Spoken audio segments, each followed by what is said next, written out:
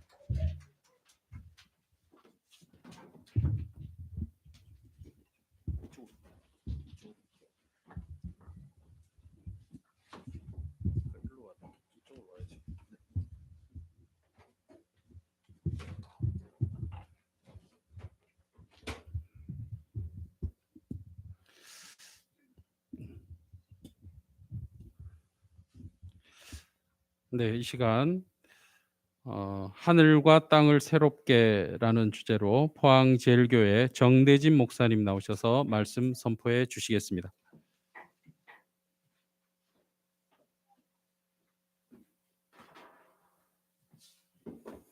예, 반갑습니다. 마스크 벗어도 될까요? 예, 감사합니다. 예, 방금 소개받은 포항제일교회 정대진입니다. 이 자리에 이 뜻깊은 자리에 함께하게 되어 정말 영광입니다. 오늘 설교 본문 보시고 좀 당황하지 않으셨나요? 예, 여전히 한국 교회에서 요한계시록은 경계의 대상이죠. 그동안 심각한 오해를 받았기 때문입니다. 특별히 이단들이 많이 악용했죠. 그 중심에는 본래 상황과 맥락을 무시한 지나친 문자 해석이 있었습니다. 그 결과 계시록에 기록된 종말 심판을 확고부동한 운명으로 오해하는 문제가 발생했습니다. 그런데 최근 연구가 많이 발달하게 되었거든요. 그래서 제가 감히 확실히 말씀드릴 수 있습니다. 요한계시록은 굉장히 유별나고 특별한 이야기를 하는 것이 아니라 다른 성경과 마찬가지로 예수 그리스도의 하나님 나라를 전하고 있습니다. 더 구체적으로는 당시 강력한 힘을 휘둘렀던 로마 제국의 실상을 폭로합니다.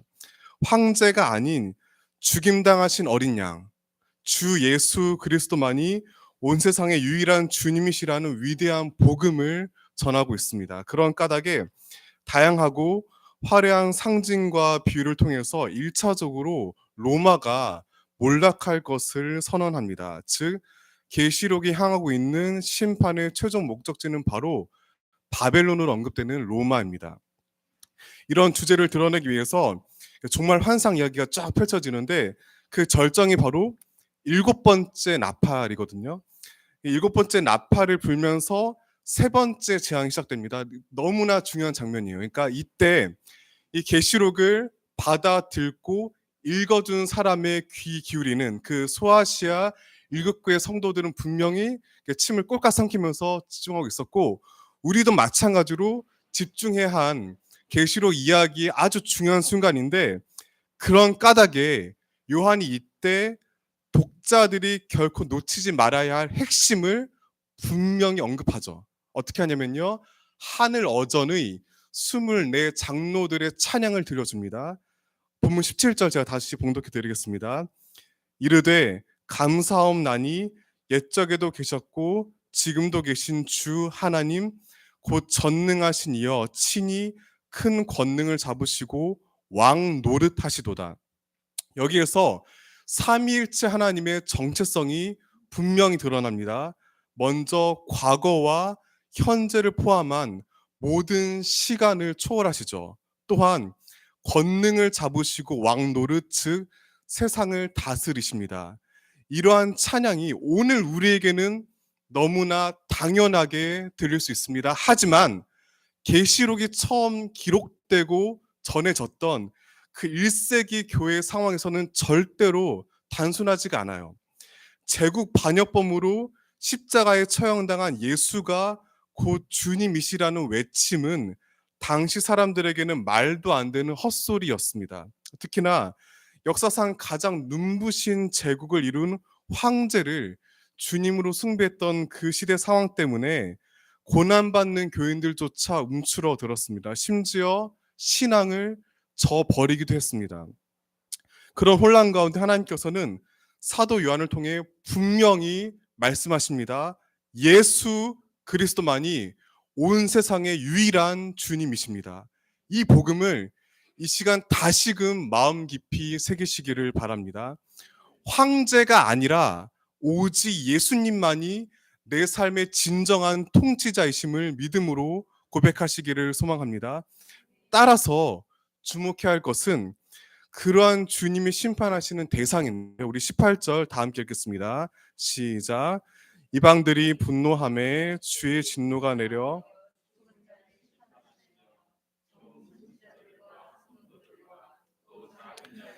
큰 자든지 주의 이름을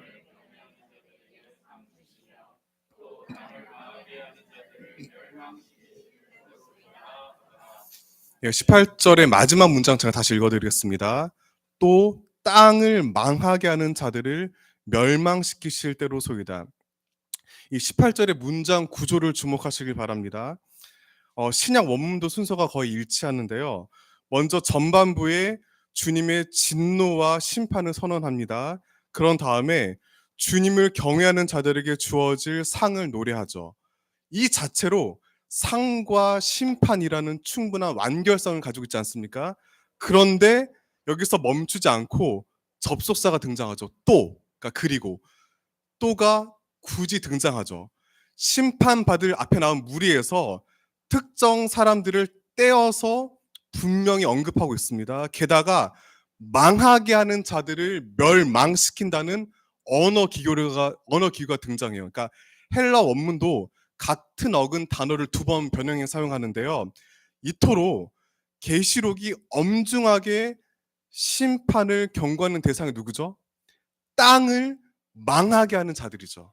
그렇다면 이렇게 땅을 망하게 하는 자들의 정체는 누구일까요?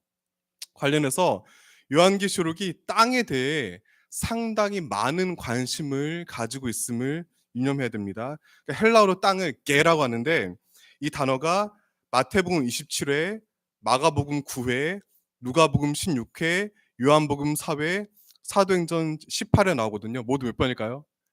74번인데요. 그런데 보세요. 그러니까 마태, 마가, 누가, 요한, 복음서와 사도행전을 합한 게 74회라고 했잖아요. 요한계시록은 땅이 몇 번 나올까요? 무려 82회입니다. 그러니까 계시록이 땅에 대해서 얼마나 많은 관심 갖는지 아시겠죠? 이유가 뭘까요? 거칠게 정리하자면 요한계시록에서 땅은 단순히 자연의 일부가 아니라 하나님께서 지으신 생태 질서 전체를 대표합니다. 그러한 땅은 하나님께서 행하시는 심판의 가장 처참한 피해자가 됩니다. 관련해서 계시록 16장 1절 읽어드릴 텐데요. 또 내가 들으니 성전에서 큰 음성이 나서 일곱 천사에게 말하되 너희는 가서 하나님의 진노의 일곱 대접을 땅에 쏟으라 하더라. 그러니까 자세히 읽지는 않겠지만 계시록 16장은 이제 777 일곱 심판 시리즈의 마지막, 그러니까 일곱 대접 시리즈가 이어지는데 대부분 환경 파괴와 연결됩니다. 더 이상 생태 질서가 유지되지 않습니다. 창세기 1장에서 하나님께서 보시기 좋았더라라고 감탄하셨던 그 창조 세계는 완전히 파괴되었습니다. 세상은 도무지 사람들이 살 만한 곳이 못 됩니다. 여기서 한 가지 질문이 있죠. 이렇게 땅에 일곱 대접이 쏟아진 것이 피할 수 없는 운명이었을까요? 자연이 심판 대상일까요? 역사가 끝날 때 환경이 어쩔 수 없이 파괴될 수밖에 없을까요? 전혀 그렇지 않습니다. 설교를 시작할 때 말씀드렸듯이 계시록을 지나치게 문자적으로 운명론으로 오해한 결과입니다. 죄는 인간이 지었습니다. 땅을 포함한 자연 질서는 인간 때문에 어쩔 수 없이 심판에 희생당한 것일 뿐입니다. 그런 까닭에 24장로들은 하나님의 뜻을 따라 이렇게 노래한 것이죠. 땅을 망하게 하는 자들에게 멸망이 있다. 앞서 했던 질문을 다시 드리겠습니다. 그렇다면 여기서 땅을 망하게 하는 자들은 과연 누구일까요? 그러니까 직접적으로는 분명해요. 로마예요. 그러니까 요한계시록은 로마 제국의 몰락을 우선 겨냥합니다. 특히나 17장에 기록된 큰 성 바벨론에 대한 여러 묘사들은 단연코 그 시대 일반적으로 통용되었던 로마의 상징들입니다. 그런데 동시에 명심하시길 바랍니다. 예수 그리스도의 예수 그리스도의 하나님 나라가 영원하듯이 주님의 심판 경고도 절대로 한 번으로 그치지 않습니다. 요한계시록이 여전히 우리에게 살아있는 하나님의 말씀인 까닭입니다. 그렇다면 우리는 하나님께서 분노하시며 심판하시는 오늘날의 로마를 분별해야 합니다. 이 시대에 땅을 망하게 하는 자들을 분간해야 합니다. 현재 급속도로 진행되는 기후 위기에 두려움을 가지고 적극 대처해야 합니다. 오해 없으시길 바랍니다. 너무 겁먹을 필요는 없습니다. 하나님은 사랑이십니다. 주님께서는 십자가와 부활을 통해 당신을 여실히 드러내셨습니다. 따라서 자녀들의 잘못을 찾아내고 벌주기 위해 눈에 불을 켜진 않으십니다. 드넓은 은혜 가운데 우리를 따뜻하게 품어주실 줄 믿습니다. 그 놀라운 사랑을 역사의 마지막에 반드시 완성하실 줄 믿습니다. 그렇지만 동시에 명심해야 합니다. 하나님께서는 사랑으로 당신의 공의 또한 분명히 세우십니다. 땅을 망하게 하는 것을 절대로 가만두지 않으십니다. 무너져가는 생태 질서를 결코 방관하지 않으십니다. 분노하고 심판하십니다. 주님의 뜻을 주님의 때에 주님의 방법으로 반드시 이루십니다. 중요한 점은 그러한 역사 종말이 하나님의 진노로 끝나지 않는다는 사실입니다. 심판 자체가 목적이 아니라 그것을 넘어서는 아름다운 완성이 있습니다. 계시록 21장 1절 우리 본문 다 함께 다시 한번 읽겠습니다. 또 내가 새 하늘과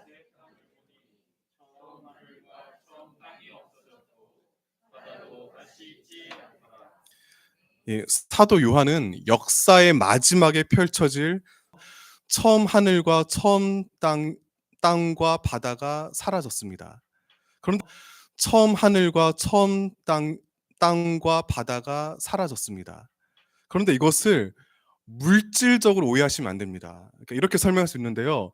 누구나 예외 없이 예수 그리스도를 나의 구주로 영접하면 새 사람이 되죠. 그렇다 해서 그 전에 몸의 물질이 사라지진 않죠. 이해하시겠죠? 새로움의 근원이신 주님 안에서 우리가 새롭게 되었지만 물질은 그대로인 것처럼 하나님께서는 당신의 새로움을 이루실 때 마치 도예가가 잘못 군 도자기를 깨뜨리듯이 예전의 하늘과 땅을 완전히 깨서 없애지 않으십니다. 진정한 새로움의 근원이신 주님 품 안에서 하늘과 땅을 완전히 새롭게 하십니다. 그리고 그러한 당신의 뜻 가운데 우리를 불러 모으셨습니다. 그러므로 하나님의 자녀들이 생태계를 지켜 보호해야 하는 이유는 심판을 두려워해서가 아닙니다. 주님께서 끝내 이루고자 하시는 가장 간절한 소망, 새하늘 새 땅의 비전에 동참하기 위함입니다. 하나님께서는 정말로 땅을 망하게 하는 자들을 멸망시키려 하지 않으십니다. 그 경고를 듣고 뉘우치고 돌이켜서 당신의 창조 질서를 회복하기를 원하십니다. 새 하늘과 새 땅을 지금 이곳에서 바로 우리를 통해 이루어 가길 원하실 줄 믿습니다. 그러한 다짐 가운데 솔직히 무력함을 느끼기도 합니다. 너무나 연약한 자신을 발견하기도 합니다. 환경 보호를 위한 여러 실천을 결심하지만 금세 좌절합니다. 개개인의 작은 걸음이 대체 거대한 기후 변화를 어떻게 막을 수 있을지 회의감에 사로잡히기도 합니다. 맞습니다. 분명 피할 수 없는 현실입니다. 하지만 그럼에도 거듭 명심해야 할 복음이 있습니다. 십자가와 부활의 은총 아래서 하나님께서 극복하지 못할 절망은 없습니다. 따라서 우리는 주님을 거듭 신뢰해야 합니다. 하나님과 함께 걸음을 맞추어야 합니다. 땅을 망하게 하는 온갖 종류의 불의와 폭력을 멈추어야 합니다. 그리할 때 새 하늘과 새 땅을 끝내 이루실 주님의 참 생명이 우리를 통해 온 세상에 가득히 흘러 넘칠 줄 믿습니다. 그 믿음 따라 담대히 걸음을 내딛는 저와 여러분 되시기를 진심으로 축원합니다. 기도하시겠습니다. 생명의 주 하나님, 기도하시겠습니다. 생명의 주 하나님, 주님께서 선하신 뜻 가운데 지은 아름다운 창조 세계가 인간의 탐욕으로 무너져 내리고 있습니다. 급속한 기후 위기를 맞이하였습니다. 땅을 망하게 한 어리석은 죄악을 회개합니다. 하지만 끝내 맞이하였습니다. 땅을 망하게 한 어리석은 죄악을 회개합니다. 하지만 끝내 새 하늘과 새 땅을 이루실 주님의 손길을 바라봅니다. 모든 것을 새롭게 하시는 놀라운 창조의 능력을 신뢰합니다. 하나님의 마음을 품고 생태 질서를 다시금 아름답게 만들도록 헌신하는 모두가 되게 하여 주시옵소서. 지난 10월 29일 이태원에서 안타까운 참사가 있었습니다. 무려 156명이 숨을 거뒀습니다. 뜻하지 않은 사고로 사랑하는 가족을 갑자기 잃은 이들을 위로하여 주시옵소서. 부상당한 149명이 속히 치유되게 하여 주시옵소서. 사건을 목격하고 후유증을 겪는 이들을 온전히 회복시켜 주시옵소서. 포항 YMC와 YWCA가 지금껏 그러하였듯이 앞으로도 더욱더 주님의 공의와 정의를 이루는데 앞장서게 하여 주시옵소서. 이를 위해 수고하고 헌신하는 이들 가운데 한없는 은혜와 평화를 덧입혀 주시옵소서. 주 예수 그리스도 이름으로 기도드립니다. 아멘.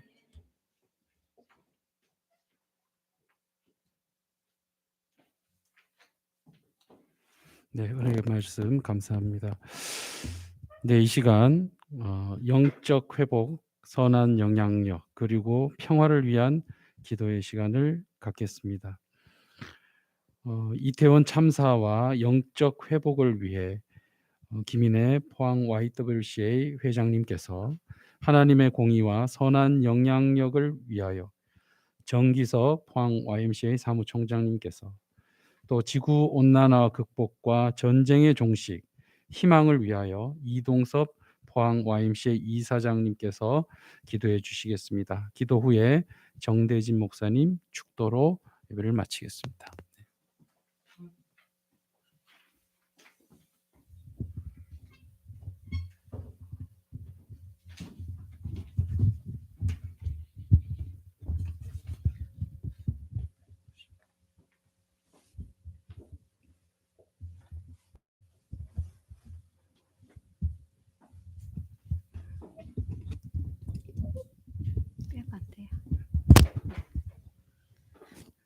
네, 기도드리겠습니다.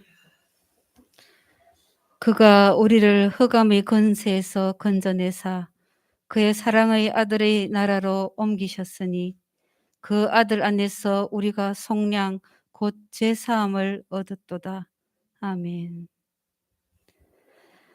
사랑의 하나님 아버지, 이태원 헬로윈 축제를 위해 모여든 많은 젊은이들이 좁은 골목 안에서 압사 사고로 인해 많은 생명들이 희생되었습니다. 이 시간 포항 YMCA와 YWCA가 함께 모여 이태원 헬로윈 축제의 희생자와 유가족분들을 위하여 간절히 기도하게 하시니 감사합니다. 위로의 주님, 갑자기 가족을 잃은 유가족들의 마음을 만져주시고 자식을 잃은 애끓는 부모님의 마음을 먼저 위로하여 주시옵소서. 오늘날 많은 외국 문화가 몰려왔지만 헬로윈 데이만큼 이상하게 변질되어 확대된 것은 없다고 합니다. 헬로윈 축제가 우리나라에 수입되면서 각종 마귀의 형상과 악마의 모습을 하고 게임의 캐릭터를 흉내내면서 그날을 즐기는 환락과 유해의 밤으로 변질되었습니다. 우리나라 축제 행사도 아닌 할로윈 축제가 사람이 죽는 경우에 이르게 되었다면 우리는 심각하게 이 축제에 대해 생각해 보아야 하지 않을까요? 혹 우리나라의 유아교육, 초중고 교육의 현장에서부터 살펴보아야 하지 않을런지요. 주님, 우리의 작은 지혜로는 알 수 없사오니 주님 역사하셔서 다음 세대를 위한 교육이 바른 길로 나아가도록 주님 인도하여 주시옵소서. 우리의 작은 신음에도 응답하시는 주님, 우리는 믿을 수 없는 참사 앞에 울부짖고 보고도 믿을 수 없는 처절한 절망과 마주하였습니다. 참사로 인해 하늘나라로 간 안타까운 156명의 영혼들을 긍휼히 여기사 그 영혼들을 보듬어 주시기를 간절히 기도드립니다. 또한 치료 중인 부상자들의 고귀한 생명을 지켜주시고 돌보아 주시사 더 이상의 사망자가 나오지 않게 하여 주시옵소서. 참사 현장에 있었던 소방관, 경찰관 등 공무원과 의료진, 시민들이 참사로 인한 트라우마를 속히 극복하고 절망과 어둠을 두려워하지 않도록 그들의 마음을 굳건케 붙들어 주시옵소서. 주여, 주여, 저희를 영적으로 회복되게 하여 주시옵소서. 저희를 흑암의 세력에서 건져내시고 예수님 보혈로 죄까지 사하여 주신 하나님 아버지를 믿음으로 바라보기를 간절히 기도드리며 다시는 어이없는 죽음이 대한민국에서 아니 세계에서 일어나지 않도록 간절히 기도합니다. 다시 한번 희생자들의 영혼과 유가족들, 주위에 함께 해온 모든 이들이 주님 긍휼히 여기사 주님의 품 안에서 만져주시기를 바라오며 보배로우신 예수님 보혈의 이름 받들어 기도드립니다. 아멘.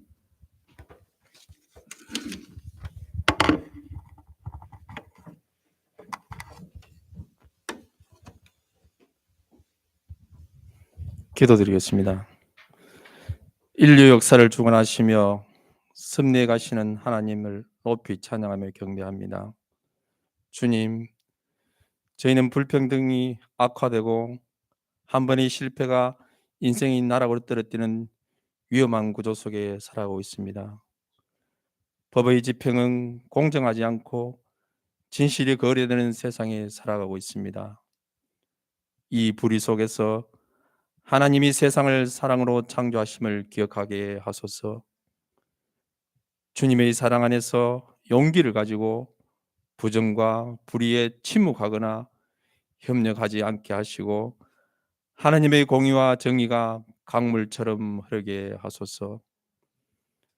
가난하고 소외당하는 이들의 인권을 위해 일하며 사랑의 연대 안에서 하나님 나라를 발견하게 하옵소서.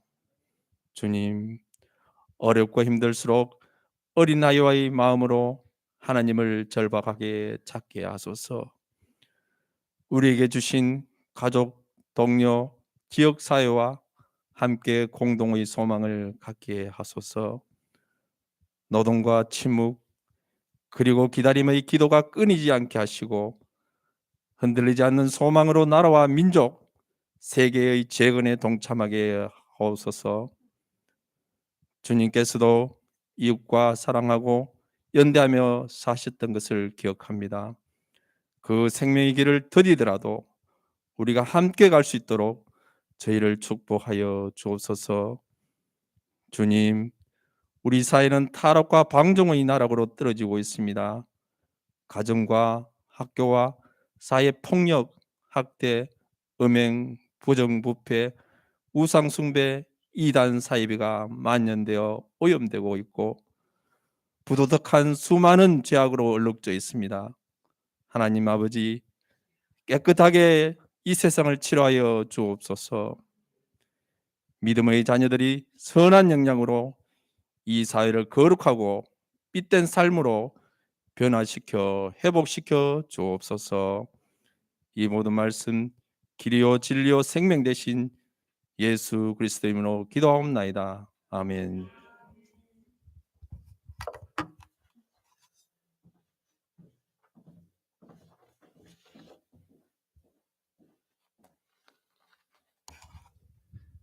이어서 지구 온난화 문제를 하나님께 올려드리며 기도드립니다. 아버지 하나님, 지구 온난화로 인하여 지구상에 여러 가지 이상 현상이 나타나고 있습니다. 세계 곳곳에서 만년설이 녹아내리고 폭염과 극심한 가뭄, 폭우와 홍수, 바이러스 확산 등으로 인하여 사람들은 물론 동식물까지도 고통을 겪고 있습니다. 그런데도 저희들은 개인적인 탐욕과 집단 이기주의에 깊이 빠져 아직도 이 문제를 경시하며 외면하고 있습니다. 아버지 하나님, 우리들이 주변을 돌아보며 하나님의 말씀을 듣도록 저희들이 눈과 귀를 열어 주시옵소서. 지구온난화 문제가 인류 공동의 문제임을 깨닫게 하여 주시옵소서. 저희들이 사용하고 소비하는 모든 에너지와 자원과 음식물 모두가 지구온난화의 요인이 되는 것을 알게 하여 주시옵소서. 지금 우리 개개인이 할 수 있는 작은 것부터 실천하게 하시고 모든 국가와 기업이 눈앞의 이익이나 집단의 이익이 아닌 공생을 위해 협력하도록 이끌어 주시옵소서. 저희들이 삶을 변화시켜 주시옵소서. 덜 쓰고 더 많이 나누며 낭비를 줄이고 절제하게 하여 주시옵소서. 저희들 모두가 어떤 것이 탄소를 발생시키며 무엇이 환경을 오염시키는 원인인지 알게 하시고 그것을 줄이고 바꾸는 개인과 공동체가 되게 하여 주시옵소서. 국가와 기업들도 생태계의 유기적 순환을 위하여 국민의식과 산업 환경을 개선하는 그들의 책임을 다하도록 이끌어 주시옵소서. 우리 교회와 YMCA와 YWCA가 희망의 등불이 되게 하여 주시옵소서. 저희들이 모두 함께 연합하여 하나님 보시기에 좋은 지구 자연환경을 회복하고 생육하며 번성하라고 하신 말씀을 전파하며 이 땅을 새롭게 하는 공동체가 되도록 힘과 지혜를 더하여 주시옵소서. 우크라이나의 전쟁 종식과 평화를 위해 기도드립니다. 자비하신 하나님, 러시아의 침략으로 인해 고통받고 있는 우크라이나 국민들을 불쌍히 보시옵소서. 가족을 잃고 슬퍼하는 이들을 위로하여 주시고 집과 생업의 터전이 파괴되어 절망하는 이들에게 희망을 주시옵소서. 러시아의 군대에 맞서 싸우는 군인들에게 용기를 주시고 우크라이나의 국민들이 단결하여 자유와 주권을 지킬 수 있도록 지혜와 용기를 더하여 주시옵소서. 러시아의 침략과 그 땅에서 일어나는 폭력이 속히 멈추어지게 하여 주시옵소서. 사랑의 하나님, 자유민주 국가들이 더욱 적극적으로 협력하도록 이끌어 주시옵소서. 세계 평화를 위해 헌신하는 이들에게 힘과 지혜를 더하여 주시고 고통받는 난민들을 돕는 모든 손길들과 의료진들을 보호해 주시며 그들에게 크신 은총을 베풀어 주시옵소서. 선민의 자유와 인간의 존엄성을 무력과 폭력으로 침탈하려는 러시아와 북한 등 악의 세력을 꺾어 주시고 자유민주주의를 추구하는 백성과 나라들이 평화를 누릴 수 있도록 지켜 주시옵소서. 하나님 주시는 자유와 평화와 그리스도의 사랑이 물이 바다를 덮음같이 이 땅에 충만하도록 이끌어 주시옵소서. 하나님 지으신 이 땅 그 어디를 가나 서로 해치거나 파괴하는 일이 없고 이리가 어린 양과 함께 사는 희망을 가꾸어가며 일어나 빛을 발하는 YWCA와 YMCA가 되도록 힘과 지혜를 더하여 주시옵소서. 예수 그리스도의 이름으로 기도드립니다. 아멘.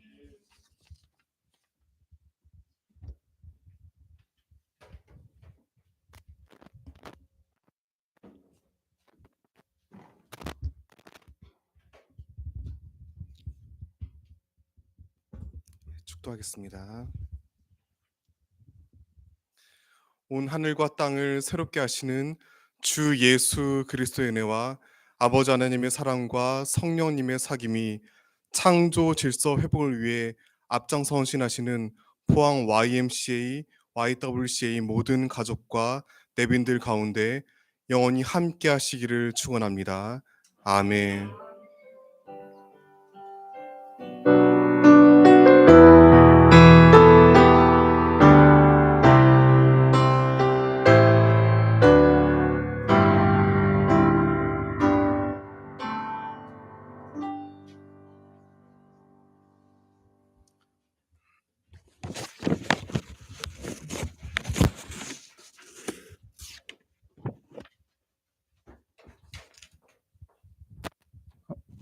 이 시간 잠깐 내빈 소개하는 시간을 갖도록 하겠습니다. 우리 먼저 진정수 YWCA 사무총장 나오셔서 YWCA 우리 이사님들하고 소개를 드리도록 하겠습니다. 올라갈까요? 예. 먼저 그 국제 친선 주간에 연합 예배를 준비해 주신 우리 포항 YMCA 감사드립니다. 먼저 저희 회장님과 이사님 그리고 직원들 순서로 소개하고 인사는 다 같이 드리도록 하겠습니다. 예. 마스크. 예. 예. 저희 그 아까 기도해 주신 우리 김인혜 포항 YWCA 회장님 인사 먼저 다 일어나셔서 일어나시고 다 같이 일괄로 다시 일어나시면 다 같이 인사드리겠습니다. 그다음 저희 이분우 정경 회장님 그리고 공대 이사님 그리고 김주원 이사님 우리 백성미 이사님 그리고 우리 그 여성 YWCA 본부 부장님들하고 그리고 지부장님들하고 우리 직원들입니다. 다 같이 일어나셔서 인사드리도록 하겠습니다. 감사합니다.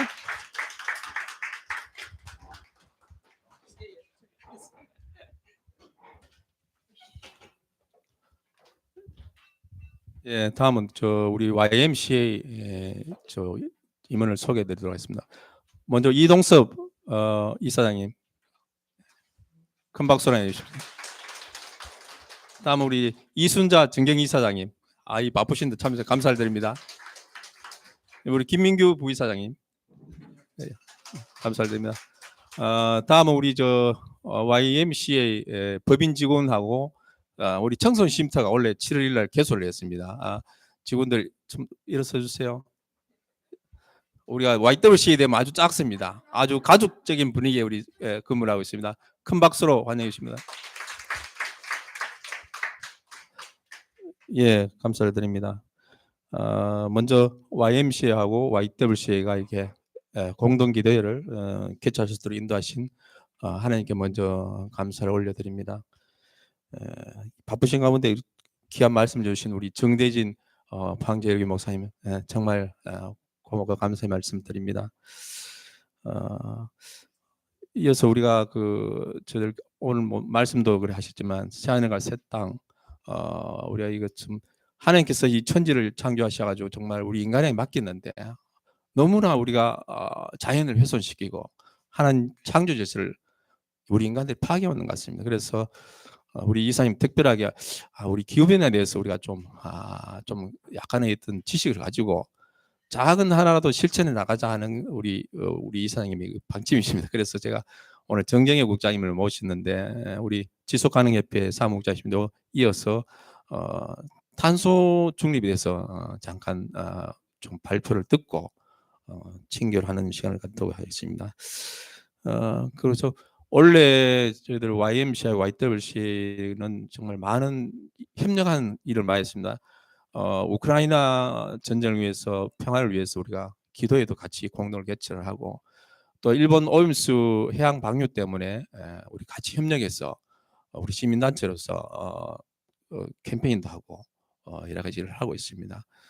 아마 우리 하나님께서 아마 선한 길로 더욱더 발전시키 나갈 생각합니다. 아마 협력하는 사업들이 좀 많이 부족했습니다. 과거를 보면 이렇게 보면 YM은 YM대로 YW는 YW로 해갔지만 어차피 우리가 하는 사업이 하나님의 섬겨하는 사업이 있기 때문에 지역사회 보고마라든지 여러 가지 협력하는 일들은 YW하고 같이 협력해서 정말 포항이 빛과 소금이 되고 포항 시민들이 꿈과 희망을 가질 수 있도록 우리 작은 힘이지만 같이 힘을 합쳐서 함께 하도록 하겠습니다. 마치고 나서 잠깐 기념 촬영하고 그리고 다과하면서 친교를 갖도록 하겠습니다. 그러면 정영희 국장님 잠깐 소개하겠습니다. 올라오시죠. 정영희 국장 어느 교회시죠? 교회도 다니십니다. 교회 다니시고 기쁨의 권사님시고 시고 아주 이 기후 변화에 대해서 또 탄소 중립에 대해서 가시는요. 네, 발표 듣겠습니다.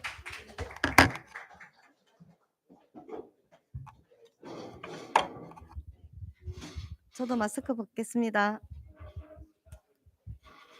마스크 벗으면 실망을 많이 하는데. 스크린이 어디 있나요? 뒤에 있어요. 요거 좀 치울까요? 힘씁니다. 괜찮습니다. PPT 있죠? 네. 이걸 있어도 되겠다. 밑으로 나오나요?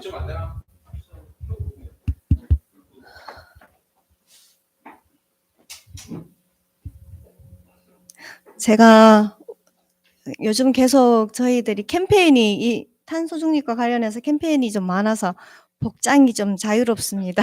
양해 부탁합니다.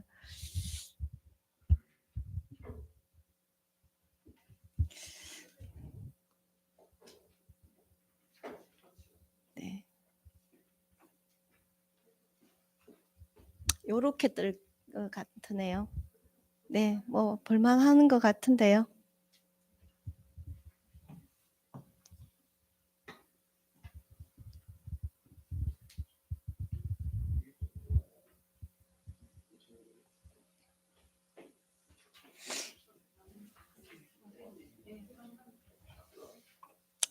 네. 저희가 요즘 탄소 중립 교육을 혹시 뒤에 들리시지요? 네, 목소리가 생각보다 작다 그래서. 탄소 중립에 대한 교육을 지금 뱃머리 평생학습원에서 12주에 하루에 2시간 이렇게 아니 매일 아니고 일주일에 한 번씩요. 한 120명 정도 지금 수강을 하시는데 탄소 중립 교육을 왜 신청하셨는지 되게 궁금했어요. 그래서 탄소 중립이 요즘 대세구나라고 생각은 하는데 이 주제가 쉽게 수강 신청을 할 주제가 아닌데 싶었습니다. 제가 안 눌렀는데 자꾸 넘기시면 안 됩니다. 첫 페이지. 네, 저는 포항시 지속 가능 발전 협의회 사무국장 정정혜입니다. 반갑습니다.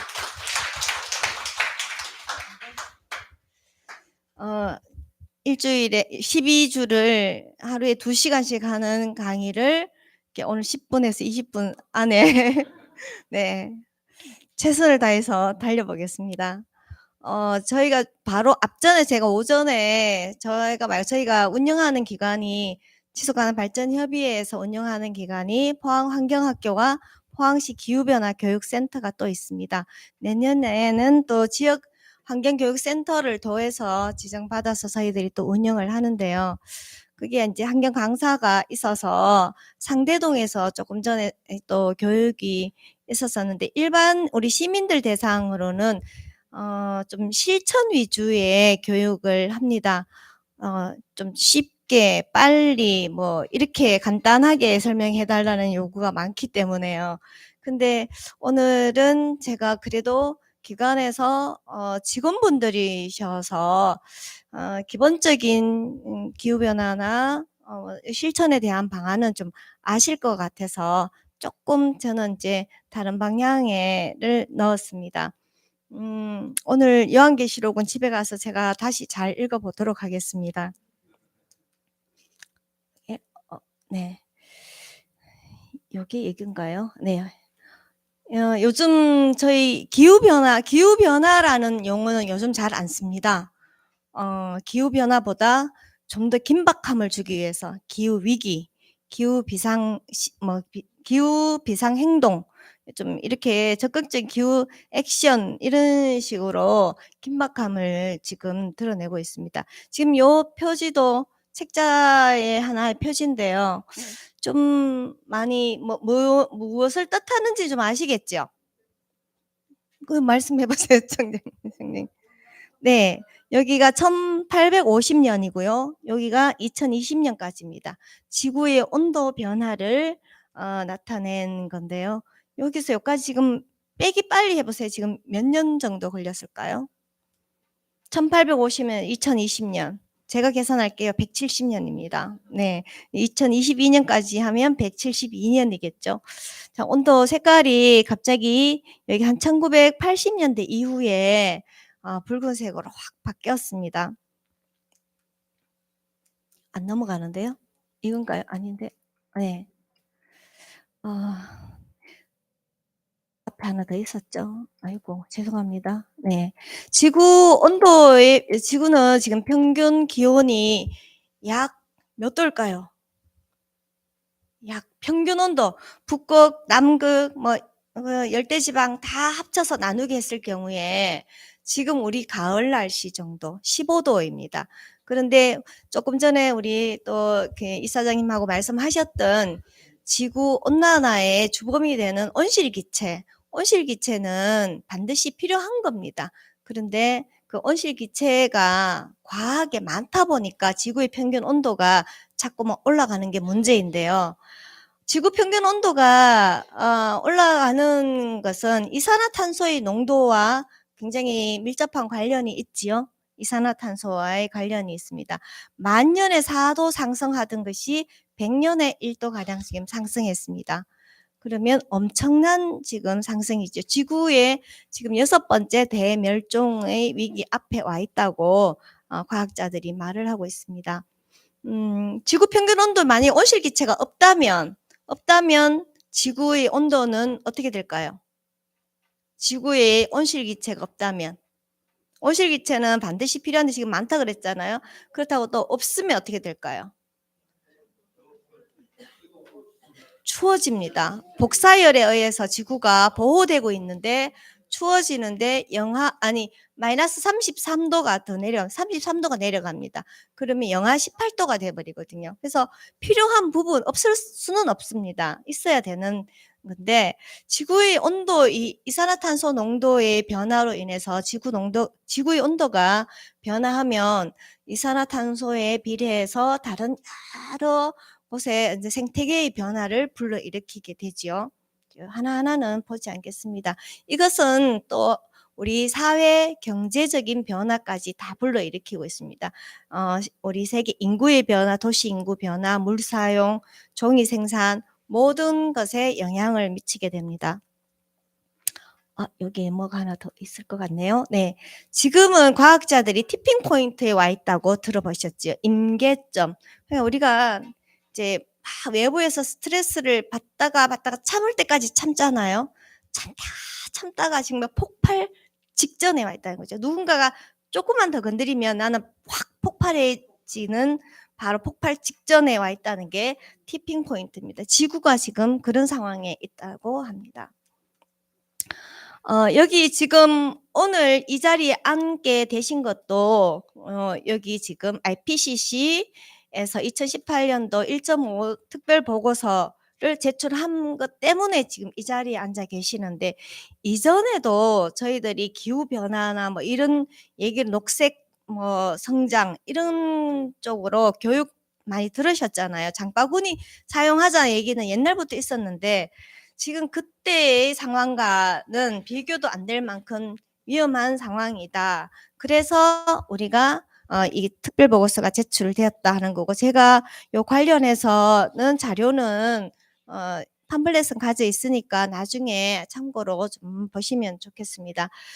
처음에 이 기후 변화에 대한 얘기가 나오게 된 것은 1992년 브라질 리우에서 지구 정상회의 기후 변화에 관한 첫 번째 회의가 있었습니다. 그 이후에 97년 교토 의정서를 제출하면서 이때 아까 말씀드렸던 이제 온실가스, 6대 온실가스가 있는데 6대 온실가스에 대한 제재를 하기 시작했습니다.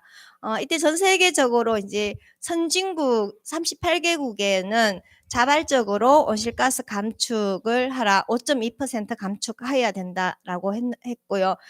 이때는 이제 선진국 같은 경우에는 의무적으로 감축을 하게 됐습니다. 그런데 우리나라 같은 경우에는 이 당시만 해도 개도국에 들어 있었기 때문에 자발적 의무 감축은 아니었고 자발적 감축으로 38% 감축하겠다라고 선언을 했었습니다. 이때 근데 문제가 이제 선진국인 미국이나 오스트레일리아 같은 경우에는 거부를 하고 참여하지 않았다는 게 문제인 거죠.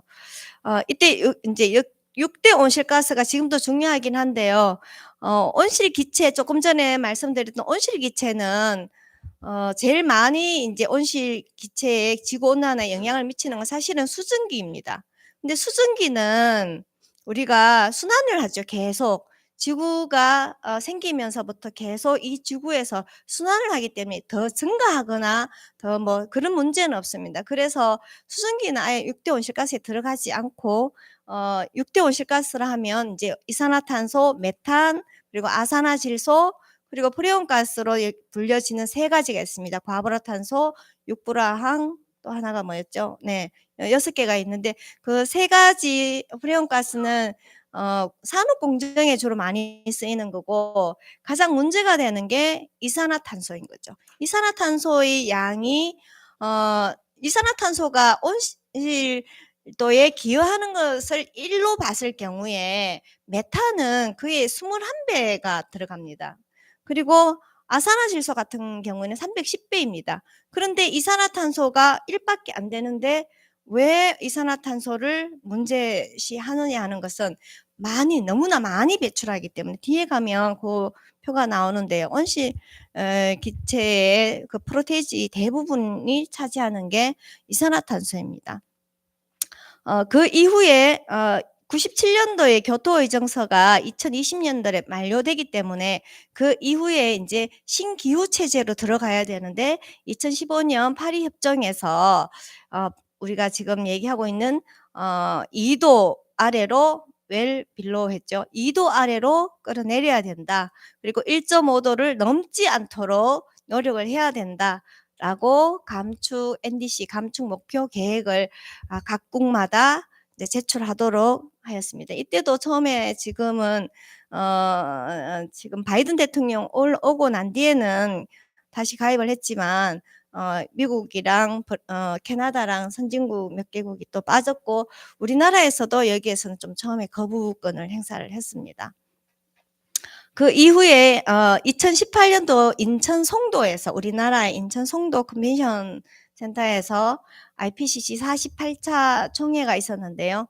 이때 과학자들이 명백한 과학적 증거를 대서 다시 특별 보고서를 제출을 하였습니다. 그러면 이 1.5도를 넘지 않도록 하려면 우리는 탄소 중립을 반드시 해야만 한다라는 보고서를 제출해서 지금 각국마다 2030년에 NDC 그리고 2050년에 NDC를 보고하도록 되어 있습니다. 이 부분은 뒤에 다시 조금 더 제가 말씀을 드리겠습니다. 가장 지금 중요한 부분이 이 탄소 중립 부분이고 작년에 문재인 대통령이 이제 26차 기후변화 협약 당사국 총회에서 우리나라의 NDC를 배출 목표를 세운 것을 발표를 했었는데 사실 그 전에 각국에서 이렇게 제출해야 되는 부분이 저희 나라가 조금 불성실했습니다. 좀 그래서 여러 나라에 좀 비난을 받은 터라 작년에 이제 그 유명한 BTS를 데리고 문재인 대통령이 조금 유엔에 가서 연설도 하고 했던 게 좀 그런 부분을 감하기 위해서 갔었습니다. 제가 굳이 요걸 넣는 게 저희 지속가능 발전 협의회에서 지금 가고 있는 게 유엔의 17개 아젠다인데 이게 아마 SDG 지속가능 발전이라는 게 전 세계적으로 같이 지금 하고 있고 이날 이 BTS가 이 배지를 달고 있는 것이 제 배지입니다. 이거 지금 작년에 엄청나게 인기가 좋아가지고 올해도 또 이렇게 좀 주문을 해서 저희 여러 기관에 좀 전달하게 됐습니다. 1.5도에 대한 얘기를 조금 더 해보면요. 48차 IPCC 총회가 열렸을 때 195개국이 참여를 하는데 만장일치로 통과가 됐습니다. 가운데에 계시는 분이 유엔의 다섯 번째 우리나라의 의장으로 지금 리드하고 계시는 이회성 씨라고 이회창 예전에 국무총리 동생분이셔요. 그래서 왜냐하면 여기에서 끌어내는 게 굉장히 어렵습니다. 왜냐하면 선진국은 선진국대로 뭐 우리 굳이 이거 필요 없는데 하고, 그러면 후진국 개발도상국 같은 경우에는 산업 발전을 이루어야 되기 때문에 여기에 대한 또 의견이 또 달라집니다. 여기에 합의점을 끌어내는 부분이 굉장히 각국마다의 상황이 있기 때문에 어렵습니다. 그래서 강제화할 수는 없고 의무는 할 수는 없는데 자발적으로 보고서를 제출하도록 여러 나라에서 이 부분에 대해서 조금 이제 서로 좀 눈치를 많이 주는 편이죠. 꼭 해야 된다 하고. 이때 그러면 1.5도 목표를 달성하려면 2030년까지 2010년 대비 이산화탄소 배출량을 세계 목표가 45%입니다. 그리고 아까 탄소 중립이란 말이 다른 말로 넷제로라고 하는데, 넷이 영어로 보니까 저는 네트 이건 줄 알았더니 순이라는 또 영어 단어가 있더라고요. 그래서 1차 에너지 공급이 50에서 60% 감축을 해야 되고, 전력 생산에서 최대 85%까지 재생에너지 공급을 해야만 한다라고 되어 있습니다. 1차 에너지 공급 60%까지 줄이려면 포항으로만 딱 봤을 경우에 포항은 굉장히 어렵죠. 포스코가 있는데. 네, 포스코가 있는데 포항으로서만 이렇게 감축 보고서를 제출할 경우에 우리나라에는 이런 철강 공업이 우리나라 입장에서 이제 경제도 함께 가야 되는 부분이어서 쉽지만 않은 부분입니다. 여기에 이제 다른 얘기들이 좀 있는데, 우리나라 같은 경우에는 전 세계는 지금 45% 감축이 되어 있죠. 지금 우리가 2030년까지 온실가스 배출할 수 있는 게 최대 580억 톤이에요. 2030년까지. 1.5도를 달성하려면 2100년까지 지금 우리가 해마다 이렇게 줄어나간다 하더라도 3도까지 올라갈 걸 예상을 하고 있거든요. 네, 적은 노력이 아닙니다. 정말 피나는 노력을 해야만 할 수 있는 상황입니다. 2도와 1도의 차이가 뭘까 하는 거는 2도와 1도는 1.5도는 0.5도의 차이지만 산호 같은 경우에는 2도까지 올라가 버리면 대부분 사라집니다. 산호는 해양 생태계에 아주 기본적으로, 그리고 정말 중요한 부분이 해양 생태계의 가장 기본이 되는 조류들이나 뭐 이런 것들이 다 여기에 서식하거나 그래서 해양 생태의 가장 기본이라고 생각할 수 있는 부분이기 때문에 산호가 소멸되면 해양 생태계가, 아까 우리 기도 제목에도 기도 내용에도 나왔었는데요. 바다가 소멸될 수 있는 그런 해양 생태계가 사라지는 위기입니다. 그리고 이 지금 지구를 지키는 지금 탄소 중립의 가장 핵심은 뭐냐면 인간과 생물종이 지켜내는 겁니다. 생물종을 지켜내는 겁니다. 그러면 육상 생태계에서는 지금 곤충이나 식물들이 2도실 때 1.5도에 비해서 0.5도지만 2배 이상씩 이 생태계의 위협을 가하는 일이 되어버립니다. 해수면도 마찬가지입니다. 해수면이 0.5도 차이로 10cm의 차이가 나고 인구 1000만 명이 해수면 상승으로 위험에서 벗어날 수가 없습니다.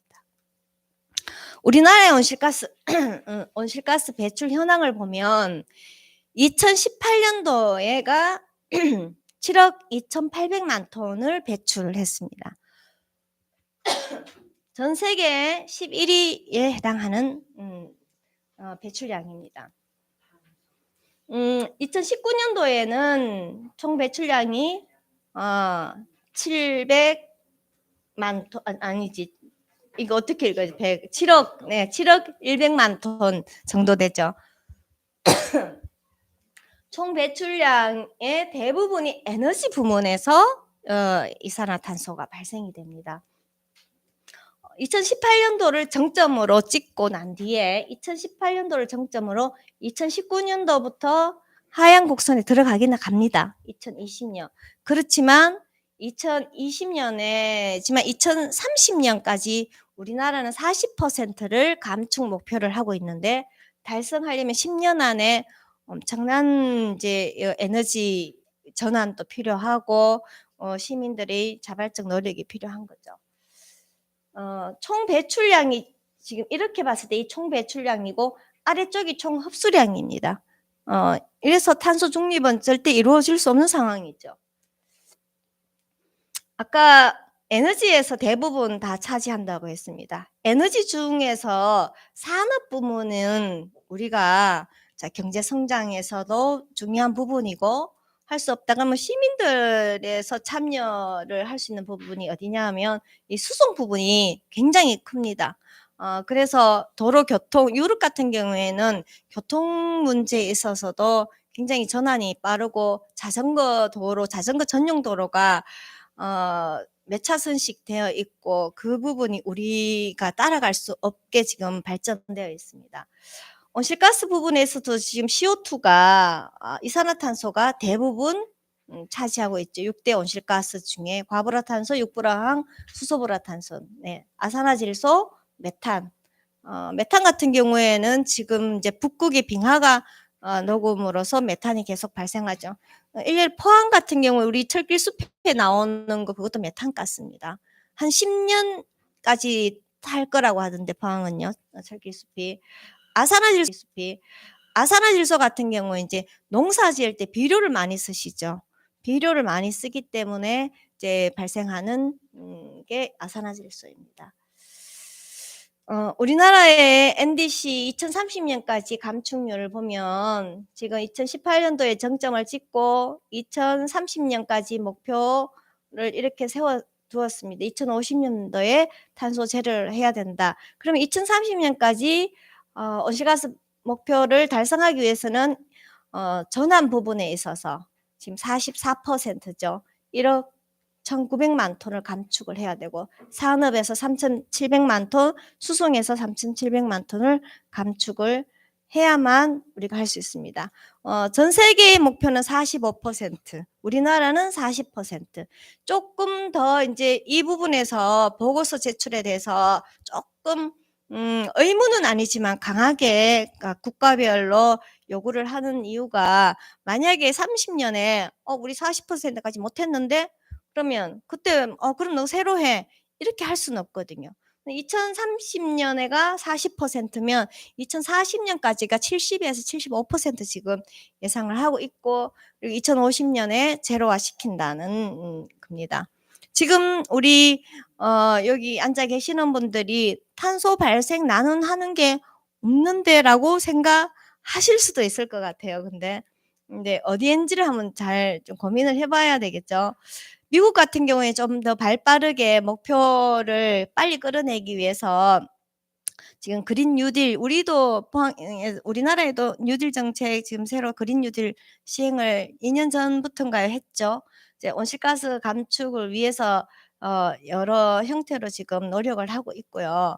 유럽 같은 경우에도 그린딜 정책을 지금 펼치고 있는데 유럽만 해도 지금 다양한 얘기들이 있는데 제가 요 큰 제목 한 장만 가져왔습니다. 리파워 유럽이라고 해서 여기는 55%를 감축 목표로 삼고 있습니다. 그리고 EU에서는 2035년부터 내연기관 차량을 모두 판매를 중단하기로 했습니다. 판매 자체를 하지 않고 이제 생산도 2030년부터 생산을 자체를 안 하는 걸로 내연기관 차량을요. 저는 아직 하이브리드인데 좀 전기차로 전환해 나가는 일들 그리고 수소차가 곧 또 나오면 아직 수소차 지난번에 물어보니까 아직은 화석연료에서 뽑은 수소이기 때문에 큰 의미는 없다라고 하시던데 조금 더 개발되고 발전되어 나갈 거라고 봅니다. 필리핀 옆에 작은 섬나라가 있습니다. 팔라우라고요. 이 섬나라의 대통령이 얼마 전에 유엔에서 이렇게 호소를 하셨습니다. 느리고 고통스러운 죽음에는 존엄성이 없다. 느리고 고통스러운 죽음을 보기 위해 우리를 고통스럽게 만들 바에는 차라리 우리 섬을 폭격시키는 게 낫다. 차라리 이렇게 서서히 이렇게 우리를 침몰하게 하지 말고 그냥 폭격을 차라리 폭격시켜라. 좀 강하게 말씀하셨죠. 물론 지금 이렇게 팔라우 한 나라가 아닙니다. 물에 지금 잠겨가는 나라는 굉장히 많죠. 쓰레기 섬도 새로 생겨나는 데도 있기도 하고 아까 우리가 앞으로 그럼 2030, 2050 탄소 중립을 해 나가면 처음에 봤던 이 온도 색깔이 다시 파랗게 될 거냐라고 생각하지만 그렇지는 않아요. 이미 발생되어 있는 이 이산화탄소 양이 너무 많기 때문에 조금 색깔은 옅게 나아갈 수 있어요. 우리 실천 여부에 따라서. 근데 현재 더 가속화되는 것 자체는 막을 수는 없는 상황입니다. 쉽게 말해서 이산화탄소는 이제 온실가스 배출이 현재 이런 정도 상황에 흡수량이 이렇다면 앞으로 2050년까지 중립화시켜 나가자 하는 게 바로 탄소 중립입니다. 그러면 우리가 할 수 있는 것들은 뭐가 있냐면 온실가스 배출을 줄이는 것도 함께 해야 되지만 흡수하는 흡수원, 탄소 흡수원에 대한 우리가 그 양을 늘려가야 된다는 거죠. 그리고 나머지 또 못하는 거는 이제 꿀뚝에서 나올 때 포집해서 하는 CCUS 요걸 통해서 또 더 탄소를 줄여 나가야 되고요. 제가 요 얘기만 조금 더 하겠습니다. 그러면 탄소 흡수원이 우리 시민들에게는 산업공정에 물론 정책적으로 지금 정치를 하시는 분들에게 이런 제도, 이런 법안을 만들어서 통과시키도록 해라. 이산화탄소를 줄일 수 있는 방안을 모색해라. 그리고 일회용을 쓰지 않도록 플라스틱을 생산하지 않도록 법으로 규제를 하도록 해라라고 시민들은 그 목소리를 높여야 되겠지만 실천 부분에 있어서는 이제 블랙카본은 우리가 그 화석연료로 인해서 나오는 거니까 제가 제외하고 그럼 우리가 실천할 수 있는 게 이제 숲을 통한 그린카본 그리고 갯벌이나 뭐 해양 쪽에서 우리가 탄소를 흡수할 수 있는 블루카본 2개를 좀 더 볼 수 있는데요. 숲 쪽에서 우리가 이제 포항은 갯벌이 안 많기 때문에 갯벌이 없으니까 숲에 조금 더 우리가 관심을 가져야 되겠죠. 그러면 LULUCF는 요거 이제 토지 이용, 토지의 이용이나 토지를 변화해서 뭐 이용하는 그 숲에 관한 분야입니다. 이 분야의 흡수량을 계속 늘려가야 되는데 산림이 그 흡수량을 상쇄시키는 효과가 제일 많죠. 근데 농경지 같은 경우에는 흡수보다 또 발생이 되는 부분이 있죠. 이거는 아까 말씀드렸던 것처럼 비료를 쓴다든가 뭐 이런 부분 때문에 배출량에서 다시 상쇄시키고 오히려 이제 올라가는 부분인 거죠. 그래서 요즘은 이 농경지에서도 탄소 배출을 줄이기 위해서 무경운 농법을 많이 하셔요. 퇴직하시고 제가 그러면 퇴직하시고 농사를 조금 이렇게 한번 해보시겠다 하면 무경운 농법으로 해봐라고 하는데 경운이라 하면 땅을 이렇게 파헤쳐야 되잖아요. 그러면 묻혀있던 이산화탄소가 올라옵니다. 메탄이나 뭐 아산화질소들이 올라오죠. 그러면 그것을 굳이 갈아엎지 않고 있는 그대로 포트도 플라스틱 포트 안 쓰고 신문지를 만들어서 이렇게 포트 해서 그대로 심어버리거나 요즘은 커피박도 많이 하시잖아요. 커피박도 커피 찌꺼기로 화분 만들어서 그대로 심어버리고 아예 뒤집지 않습니다. 그리고 이제 그런 무경운 농법을 또 하시는 전에 저희가 작년에 전주에서 무경운 농법에서 어느 교회 목사님이 작은 교회 목사님 여 목사님이 오셔가지고 이 무경운 농법에 대해서 발표를 하셨는데 전 세계적으로 이거 조금 확산되어 가고 있는 추세더라고요. 그래서 이런 부분에 있어서도 조금 관심을 가져 보시면 좋을 것 같아요. 근데 우리나라에 그러면 탄소 흡수량을 넓히기 위한 게 바로 숲인데요. 우리나라 숲은 다른 나라에 비해서 우리가 지금 인구 절벽처럼 숲도 곧 절벽 현상이 일어납니다. 이게 왜냐면 30년에서 50년생의 요 주기애가 가장 많은 탄소를 흡수할 수 있는데, 물론 그 이후에 더 노령화된 나무들 같은 경우는 이미 탄소 흡수해 있는 게 많이 있으니까 산소를 보유하고는 있죠. 그래서 베어낸 나무들은 건축자재나 연료제는 안 되고 건축자재나 가구재로 많이 활용을 하면 되는데, 그러면 이제 새로운 어린 나무들을 계속 심어 나가야 되는 거예요. 근데 이제 심어내는 것들, 베어낸 것들을 다시 태워버리면 이거는 이산화탄소가 다시 발생하게 되겠죠. 그러면은 이제 이런 나무들이 우리가 그러면 이런 목공 요즘 많이 하시잖아요. 여기에도 나무로 된 제품들이 많잖아요. 근데 우리나라 같은 경우에는 건축자재는 잘 못 써요. 소나무가 많잖아요. 근데 건축자재보다 연료재로 많이 써요. 뒤로 가보면 이제 요런 나무들 많이, 요즘은 제로 플라스틱에서 칫솔도 대나무 칫솔을 쓰잖아요.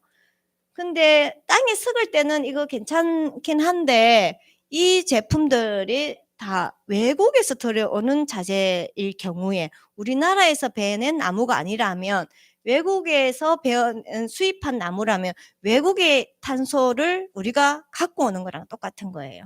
이왕이면 우리나라에서 생산된 벌목한 나무들을 이용해서 자재를 쓰면 좋겠는데 쉽지 않죠. 우리는 선택하기가 쉽지 않죠. 그럼에도 불구하고 플라스틱을 만들어내는 것보다는 이제 나무 제품을 많이 이용해서 탄소를 그대로 저장하는 게 좋은 실천 방안이고, 기업에서는 요즘 아리백 해서 들어보셨죠? 아리백이나 ESG를 많이 하는데, 아리백 같은 경우에는 이제 신재생 에너지, 친환경 에너지, 거기서 발생한 에너지를 그대로 다시 재생해서 그 에너지를 쓰겠다는 게 이제 여러 대기업들에서 여기에 동참해 있고, 우리 얼마 전에 뭐 데이터 어디 센터에서 불이 난 적이 있잖아요. 그러니까 요즘은 우리가 예전 이미 삭제한 이런 데이터나 뭐 메일 같은 경우에도 어딘가에는 또다시 저장되어 있습니다. 그러면 그 저장된 것들은 계속 유지하기 위해서 데이터 센터는 계속 돌아가야 되는데, 거기에서 발생하는 에너지, 열들이 이산화탄소를 계속 배출합니다. 그래서 구글이나 뭐 이런 카카오톡이나 이런 데서 데이터 센터는 북극이나 아니면 높은 고산지대에 많이 짓고 있어요, 요즘은. 네, 이런 이제 분야도 있고, 요즘은 지난 10월 20 며칠인가 여기 12일에 경상북도에서는 아리백 시민클럽을 만들었는데, 물론 다른 지역에 다 있습니다. 경상북도가 좀 늦었습니다. 화이트 그리고 그린, 블루인데 요 사이에 옐로우가 하나 더 생겨가지고 시민들, 현재는 이제 단체별로 가입을 해서 나는 여기에 좀 더 적극적으로 나 지지해 하면 화이트 레벨을 주고, 1kW 전기 생산하는데 동참하면 옐로우, 그리고 2kW 생산하는데 동참하면 그린, 5kW는 5kW인가? 예, 그러면 블루, 이렇게 하는데, 햇빛 발전소에서 요즘은 시민 햇빛 발전소의 출자금으로 많이 또 함께 하시려고 합니다. 내가 우리 집에 햇빛 발전소를 할 수는 없는데, 그러면 어딘가 옥상 위에나 공용 주차장에 이렇게 햇빛 발전소를 짓잖아요. 그럼 내가 거기에 출전을 할 수 있는 거예요. 거기서 생산되는 에너지가 많으면 나에게 이익금이 돌아올 수 있겠죠. 그래서 에너지 전환 부분, 아까 지금 우리나라에서 가장 많이 온실가스가 발생되는 게 에너지라 했잖아요. 그래서 에너지 전환 부분이 굉장히 크기 때문에 좀 동참을 많이 해 주셔야만 합니다. 요거는 지금 지난번에 제가 뱃머리 평생학습원에서 첫날 했던 수업인데요. 요즘은 우리가 이제 그 지질 시대를 나누면, 인간의 지구의 역사를 이렇게 보면 현재 우리가 살고 있는 거는 신생대 제4기 홀로세 시대에 우리가 살고 있어요.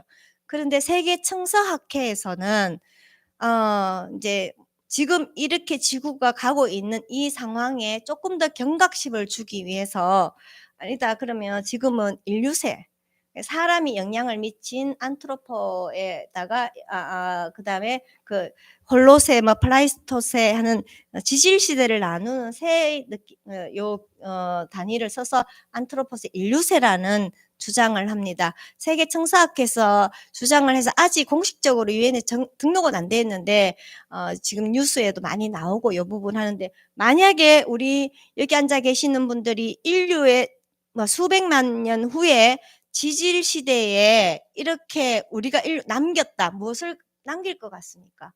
미래 세대가 우리를 보고 지질 시대로 구분해서 저 옛날에 이 시대에는 이걸 많이 이런 생활을 했구나 하고 볼 수 있는 거, 남긴 거. 지질 시대에 무엇을 남겼을 것 같아요? 뭘 남길까요, 우리가? 두 개만 말씀해 주세요.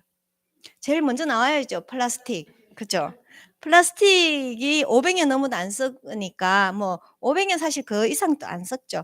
그러면 이때 플라스틱을 많이 썼겠구나. 또 하나 뭘까요? 몇 가지가 있는데 가장 비중이 많은 게 두 가지. 하나는 또 뭘까요? 닭뼈, 치킨. 일주일에 한 번 이상씩 먹는 사람이 50% 이상입니다. 얼마였더라? 제가 숫자가 또 헷갈려서요. 근데 엄청난 닭을 먹죠. 근데 그럼 미래 세대에서 지층에 이렇게 보고 닭뼈 보고 옛날에는 닭들이 살았나 보다 라고 생각할 수 있겠죠. 닭뼈만 많으니까. 네. 그래서 요런 이제 인류세라는 얘기를 하는데, 지구의 나이가 46억 년입니다. 46억 년을 이렇게 동그랗게 바꿨을 때 46억 요입니다, 주기가. 근데 여기 2초 전인 인간이 등장한 거는 2초 전이랍니다. 이 46억 년을 봤을 때. 그런데 그 인류가 2초 전에 여기에 와서 지구를 이렇게 뒤흔들어 놓고 있습니다.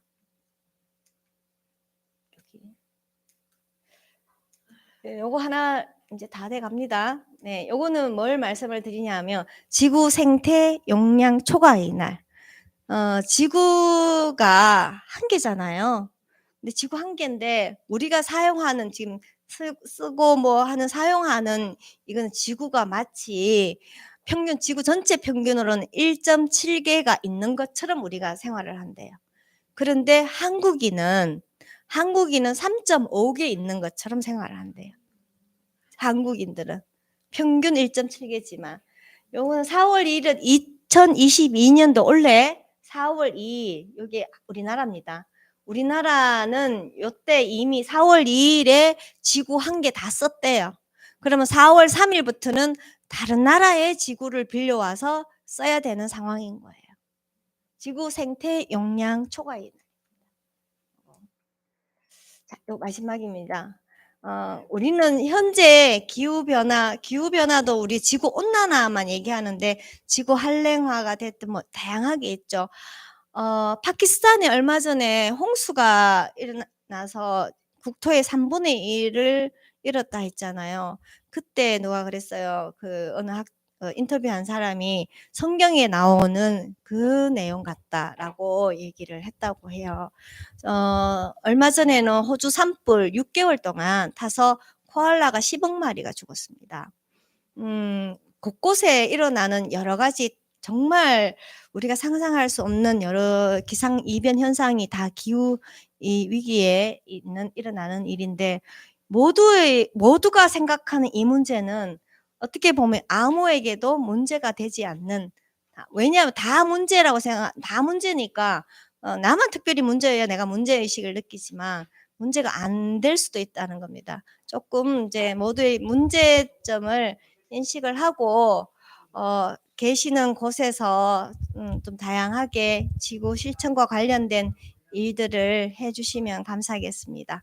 네, 여기서 마치도록 하겠습니다. 감사합니다.